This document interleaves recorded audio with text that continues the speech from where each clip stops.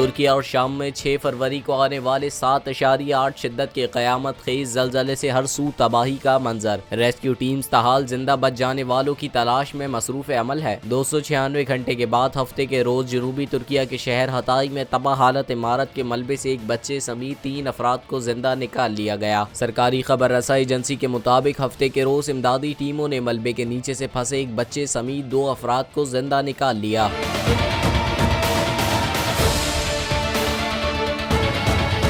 तुर्क television channel NTV के एक सहाफ़ी ने बाद में बताया कि जिंदा मिलने वाले अफराद में से एक अस्पताल ले जाने के बाद दम तोड़ गया था। मुंजमद मौसम में मलबे के नीचे इतने लंबे अरसे तक फंसे रहने के बावजूद टीमें जिंदा बच जाने वालों को तलाश कर रही हैं, लेकिन पिछले कुछ दिनों में उनकी तादाद कम होकर मुट्ठी भर रह गई है। तुर्की के इमदादी कारकुनों ने जुमे के रोज एक 45 साल शख्स को मलबे से निकाला था, जिसके कई घंटे बाद दीगर टीमों ने मलबे तले एक 14 साल लड़के समेत 3 अफराद को जिंदा निकाला था। तुर्क डिजास्टर अथॉरिटी ने कहा कि तुर्किया में अमवात की मजमूई तादाद तकरीबन 46,000 से तजावज कर चुकी है। ताहम इस तादाद में इजाफे की तवक्को है, क्योंकि जलजले में तकरीबन 2.5 लाख से ज्यादा अपार्टमेंट्स तबाह हो गए थे और बहुत से लोग अभी तक लापता हैं।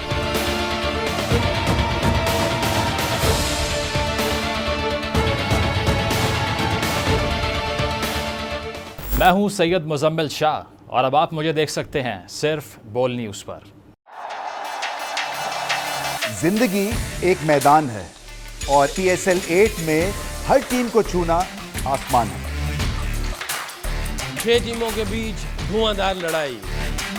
ये शोर ना लड़ाई का है ना डर का, ये शोर है जीत का, ये शोर है जुनून का। खेल का जुनून रोजाना रात 11 बजे सिर्फ बोल न्यूज़ पर।